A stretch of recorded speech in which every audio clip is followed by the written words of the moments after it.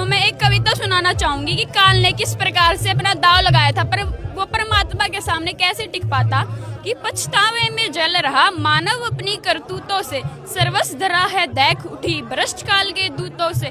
कर्मों से दुखती देही पर अज्ञान ने खंजर गोपा है, कहते हैं खुद को धर्म गुरु सब काल बलि का धोखा है।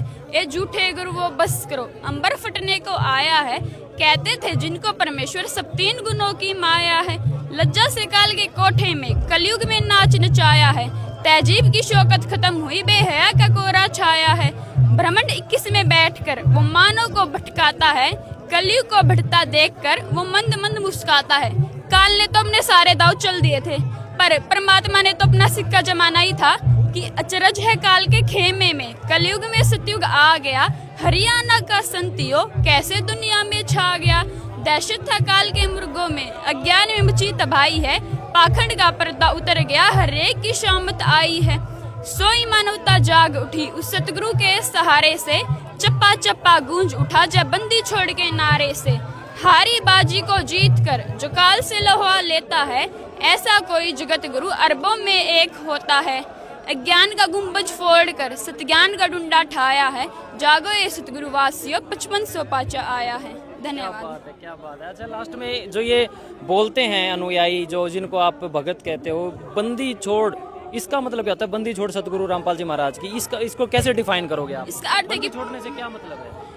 पूर्ण ब्रह्म कबीर साहिब जी भगवान को, कि ये सबसे जो संपूर्ण होता है, सबका जो मालिक है वो।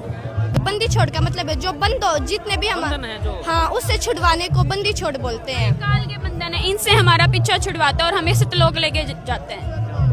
बहुत बढ़िया, खूब सारा लाइक कर देना इस वीडियो को, तो बहुत ज्ञान है इन दोनों गुड़िया को, और बहुत अच्छी कविता भी सुनाई। ढाया के स्टेडियम में छोटे छोटे बच्चे भी आए हुए हैं, कम उम्र की 2 गुड़िया हैं, इनसे भी बातचीत कर लेते हैं। कहाँ से आए हैं? कहाँ से आए हो आप? रोहतक से। आप कहाँ से? रोहतक से। तो क्या नाम है? निशा दासी। शीतल दासी।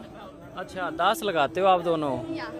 अच्छा, मुझे ये बताओ कि आप कौन सी क्लास में हो? मैं 11th में हूँ। और आप? मैं 2nd ईयर। अच्छा, तो आप पढ़ाई कर की जो उम्र होती है उसमें आप ये भक्ति मार्ग में कैसे जुड़ गए? संत रामपाल महाराज से कैसे जुड़ गए आप? परमात्मा बोलते हैं शिक्षा तो हमारे लिए ज़रूरी है, पर जो आध्यात्मिक ज्ञान है वो अत्यधिक ज़रूरी है।